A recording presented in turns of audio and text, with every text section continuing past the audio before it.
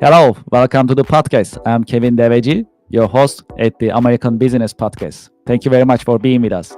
I am happy to share that we have just got our first 66,000 subscribers on YouTube, and I'd like to thank you for your support. Please subscribe, like, share, and also comment on our YouTube channel. We truly appreciate your support, and your support really motivates us, and we keep bringing every week new content with educational business and informative business content, as you know. So today we have a lot to talk about. Well, I know you are very interested in American manufacturing and tariffs in terms of latest and how should manufacturers adapt to this changing environment. As you know, last week we had Eric Ciampoli from ECIC Consulting, Industry Consulting, and he shared his insights with regards to tariffs and American manufacturing, very educational and practical knowledge that he shared in terms of how American manufacturers should adapt to this change. Today we have another guest. I'm very excited, and I know you actually listened to him before, and due to your high demand and interest, I actually asked Mike, and he was so gracious to join us again. And we'll talk about tariffs and American manufacturing today as well. So I'm gonna invite Mike, and I'm gonna welcome him. Okay, let's do this. All right, sounds good. Hello, Mike. Hello. Good Thanks morning. again. Welcome to the podcast. Thank you. Thanks again for allowing me to come out and talk again. I'm Of looking forward to course. it. Yes, yes. Thank you very much. So I was saying to our audience, I know they are very interested in tariffs and American manufacturing. Also, things are changing pretty much on daily basis. And when we think about this, it's pretty challenging for American manufacturers and international trade professionals. At the same time, we have to be practical. We have to make business decisions and improve operations accordingly. We need to adapt to change. So in that sense, I'm happy that you join us today so that you can share your insights with us, and we create this educational environment as we always do every week at the American Business Podcast. All right, so let's get started. Well, since the last time I spoke to you, which was the end of February, as we all know, a lot has changed, and so when we look at especially tariffs and this changing environment with regards to tariffs, how should manufacturers put together a roadmap, how they should actually protect their businesses, as well as can you share your insights from this point of view, tariffs and what is new? Yeah, absolutely. I mean, in my opinion, of course, certainly the news changes seemingly daily on what tariffs are in and what tariffs are out. So we certainly work with and help and advise and even just have conversations with folks. Now is the time to certainly explore other areas and opportunities from a sourcing perspective. A lot of products that are manufactured certainly overseas in China and Southeast Asia. With the ambiguity around tariffs, now is a good time to explore alternative areas of supply. It doesn't necessarily mean you're going to switch, and it certainly isn't something that happens overnight. But with the pause in the other locations, the other 50 some odd nations, now is an opportunity at least to start exploring. And we recommend we build a total landed cost model for our clients, and you're going to probably hear me say that a lot. It's all about knowing your cost structure, so that way you can understand, and for every part or maybe your primary SKUs, you're looking at, okay, where's the best place for me to source from, and or should it be multiple sources instead of a single source? So trying to diversify their supply base is probably the number one thing, from an external source, from an external standpoint, what they could be working on, what should be working on, in my opinion. So diversify, diversify, diversify. That's what I'm hearing from you. Yeah, and you get into that thing where a lot of folks, we say it's not bad to have more than one supplier, but that doesn't mean it's not a 90-10 thing. It's not 90% goes to one and 10 to the other. You have to, both suppliers, you have to give them enough volume for it to make sense for them to be actually consider them a supplier. In my mind, they're not a supplier if you only use them when you need them. And in today's world, we talked to a couple folks, manufacturers down in South America, and they're just getting inundated with requests. So the thing is, now, if you're looking at it, everybody's looking at it. So you got to be pragmatic and get on top of it as early as you can, because you're not the only one that's out there looking for alternative sources at this point. I understand. Yes, these are really important insights. I appreciate that you share it with us. Well, when we actually think about it, other than tariffs, how our manufacturers and international trade companies are doing, based on your professional, observation and insights. Yeah, I mean, we're hearing a lot of things about, a lot of companies. I talked to a colleague of mine. He said one of his companies that he does business with, they've canceled about 40,000 orders for heating equipment. So they're basically saying that they're not going to concentrate, because heating equipment is built now for the cold season, right? So they're fundamentally basically walking away from that business, at least for the short term. So you're hearing stuff like that. We've talked to a few other organizations in the private equity world that some of their companies are considering going potentially bankruptcy if they can't figure out alternatives for supply. So it's a very dynamic marketplace right now. And one of the things we try to work with clients on, it's like, yes, that is a major portion of this, but also let's look at your internal operations today and see how we can streamline those as well. So help mitigate costs in other areas amidst the uncertainty of the tariff world. Yes. Some of them also, they have their inventory coming from previous shipments, right? So I think using that also becomes important to a certain level. I mean, this is also limited, Yeah. but then using it is as effective as is also another way of doing it. But this is just temporary. Eventually, you're gonna run out of your inventory, and you're gonna need new items. Yeah, correct. A lot of people are buying ahead, or pre-buying the inventory that's already existing ahead of the tariff implications. So I talked to one organization. I asked them, "Are you seeing price increases yet?" And they said, "No, we've bought as much as we could pre-tariff, but they do know that day will come when they need to buy again." So we're trying to help them look at alternative supplies in other areas, Mexico, South America, see if there's other opportunities out there to stem that tide a little bit. Yes. So as an alternative to China. So I mean, we heard a lot about Vietnam before, Thailand before. It looks like there are tariffs for those countries as well. Any other region that you think that may be an alternative to those regions? Yeah, I think certainly, like I said, South America certainly has opportunities. They have a lot of contract manufacturers in that area. Mexico, naturally, they all have different challenges, but certainly there's opportunities depending on the commodity and what they're trying to source. Certain locales and countries may be better than others. I haven't heard a couple of folks exploring countries in Africa right now, which hadn't heard that recently. But Africa is certainly one of those sleeping giants from an economic standpoint, that this could awaken that giant and could be opportunities there as well. Mm-hmm. Yes, that's these are great insights. Absolutely. Africa is also developing. These are great. Well, from this point of view, can you tell us any other examples in terms of the for manufacturers to take control of their supply chain, right? Any use cases or some examples that you can share with us? You don't have to share the customer name, that's fine, but in terms of industries and how they manage the control of their supply chain, which is a challenge all the time. Yeah, I think we've got a couple, like recent one was a chemical manufacturer that we've been dealing with, chemical distributor, excuse me, and really trying to help them understand. They had multiple acquisitions, so we're helping them try to roll them into one. The operations were disparate systems and processes, and they didn't have that fundamental supply chain expertise. So working with them to develop that expertise, talk about technology opportunities, working with potentially exploring as a third-party logistics company, right for them or not. Exploring their private fleet. They have a private fleet. Do they want to do lease versus own? Do they want to outsource the private fleet? And or should a private fleet is that even something they need and want to utilize today?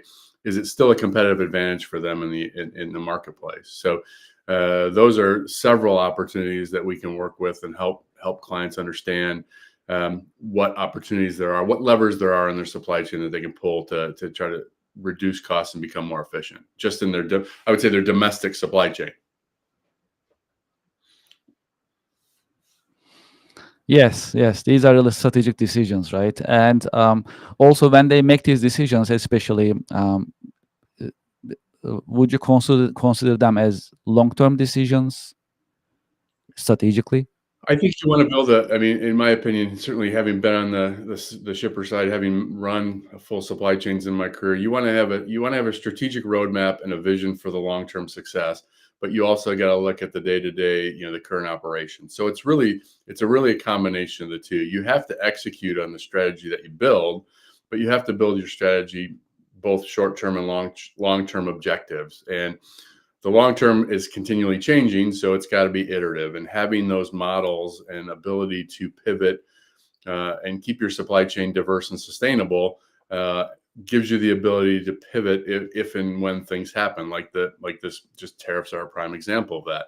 I think most companies weren't as prepared as they probably could be. I mean, some I certainly have and done their work, but I think a lot of folks we were just unsure what was going to happen. So a lot of folks didn't know if it was actually going to happen or not. But so I say there's a balance between the two. You have to execute in your day to day, and you have to be efficient and streamlined in your day to day. But you also got to be looking at your strategic operations. What does 5 years look like? What does 3 years look like? What's your equipment needs? What are your sourcing needs? What are your capacity needs? So, and should you be in the locations you're at from a warehousing standpoint? Your footprint could change based on demand. So where you're at today may not be where you're at tomorrow. Well, I like to move our conversation towards AI. Let's shift the conversation a little bit. Well, we talked about it back in February, you and I, and that was actually a great conversation. We got a lot of comments from our audience, and we got a lot of hits too in terms of views, right? So, yeah, I like to expand a little bit further, sense, if I may. So, especially AI, right? So, when we look at AI in terms of manufacturing and supply chain, uh, do you think AI will replace any jobs in manufacturing and supply chain management? I don't know that replace. I always look at it. It may reduce and eliminate redundant tasks that are maybe non-value added. And you could argue what's value added and what's not. But things that are like transposing POs into your ERP system, things of that nature, or invoicing.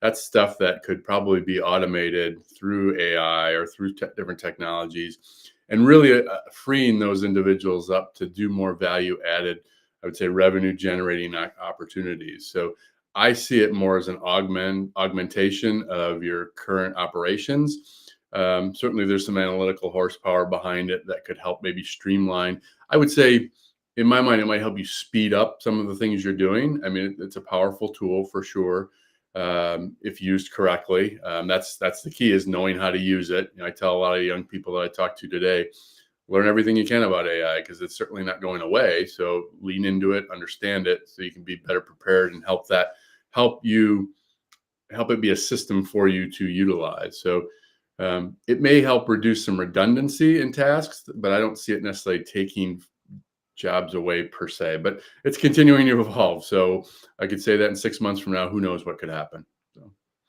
Yes, things are changing rapidly, especially when it comes to AI. You learn something new every day, which is exciting. And at the same time, from business point of view, all businesses, they try to find a way to adapt to it and make the most of it and utilize it in their businesses. The question that whether AI will replace jobs or not, that remains to be seen. We had a similar conversation previously with one of our guests last week as well, and one of the points that I heard from pretty much all of our guests from previous week was automating everything will never be possible, and humans will be part of the operation. That was the gist of the conversation last week. Would you agree with that? I would agree with that. I think again, I don't know where AI could go to a point where I mean, there's an element of experience that I can say, having been 30 plus years in the industry, data will tell you, data can lean you and push you in a direction. But oftentimes I've seen data I look at and say, okay, it looks good on paper, but operationally it's not feasible. And here's the reasons why. So there's that element, I think, of still that personal experience element that won't go away. And if you look at like, just let's use recruiting as an example, because that's kind of a unique industry. AI can never replace the human connection and the culture element of, if you and I were working together, if you were interviewing me for a job or vice versa, there has to be that cultural fit and feel. We have to be able to work together to deliver. So I don't see those types of things being replaced. And there's an element of experience that just it won't.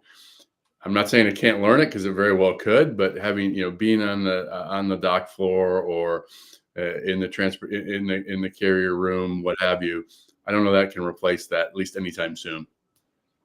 Yes, this AI conversation automation can go on days and weeks, and I think we'll keep visiting this subject. That's how it looks, which is very exciting. And like, you think about quantum computing, what is that going to do to AI? How is that? I mean, the speed with which quantum computing will be able to churn out information. I don't know enough about it, but I've heard some things about how fast that is, and how the opportunities that's going to bring to the table as well. Yes, these are the next generation computers that's coming up super fast, calculates super fast. Everything is actually processed way quicker, so they look like they are the future as well. And when we think about how they will actually also change the manufacturing in general and operations in general, and how efficient we're gonna be with the help of that speed, is fascinating. It's fascinating, and looks like we should have part 3 to have the conversation as well in in the future. So that's an exciting conversation. Well, I like to shift the conversation towards your career path.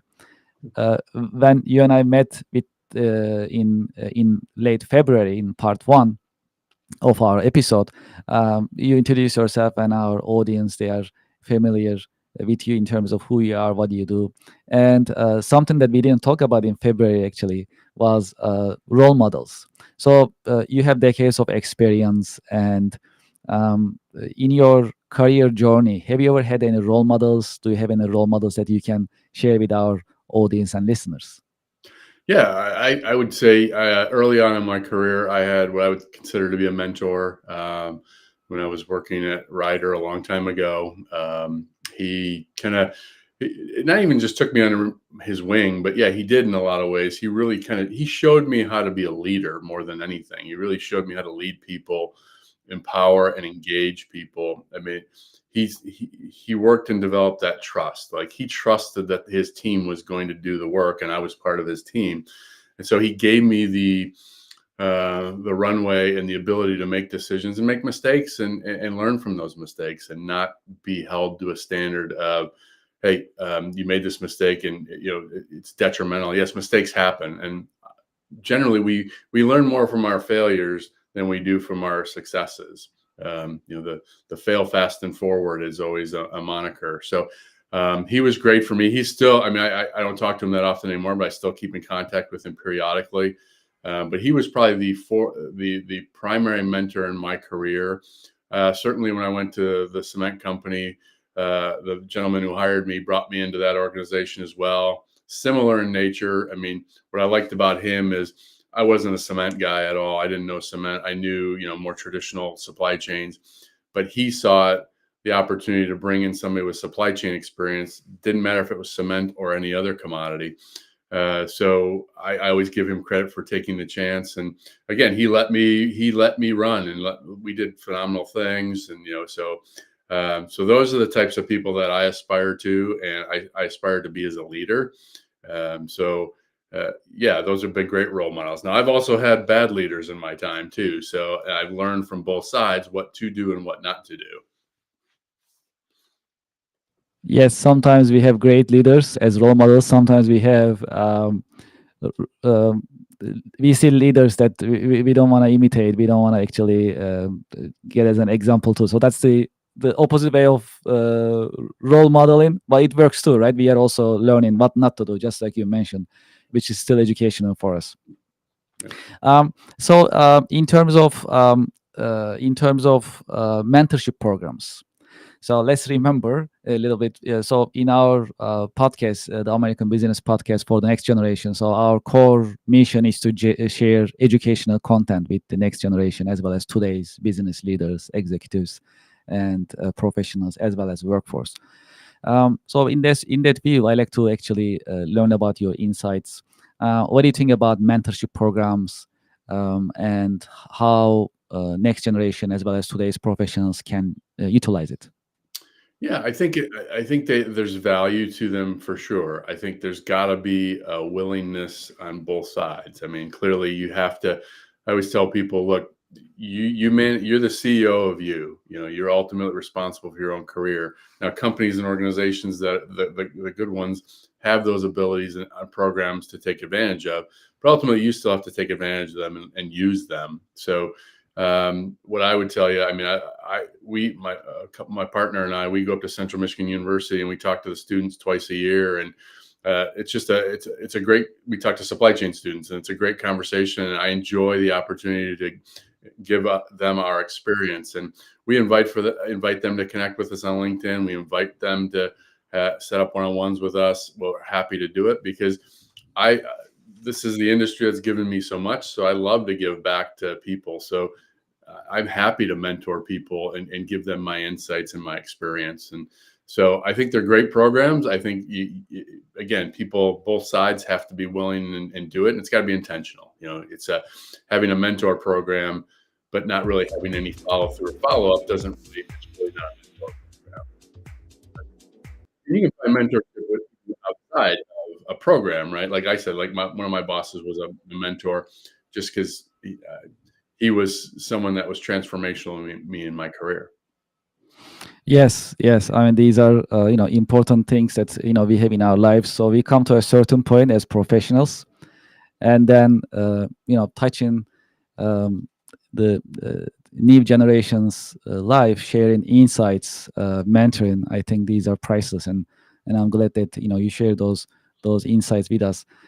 Also, we are coming to the end of our episode, but I like to also ask you your reach out information. So if our listeners as well as our audience, if they like to reach out to you, your organization, One Supply Consulting, how they can reach out to you? Yeah, I would say primarily if they want to reach out to me directly, my email is mike@oneworldsc.com. It's one like the number, ONE. Or they can go to our website, www.oneworldsc.com, if they want to learn more about who we are and what we do and how we help clients help alleviate their pain points. Love to talk. I always tell people conversations are complimentary. They don't cost a thing. That is true. That's very exciting. Mike, I'd like to thank you for being with us in your busy schedule. Well, this is the part 2 of our conversation, and you share great insights with regards to American manufacturing, tariffs, and also some supply chain strategies which are critical for American manufacturers to navigate the times nowadays with regards to tariffs and supply chain adjustments. Thank you so much for being with us. Thank you for having me. I look forward to being on future calls, and congrats on your success. 6,000 subscribers is quite a short time.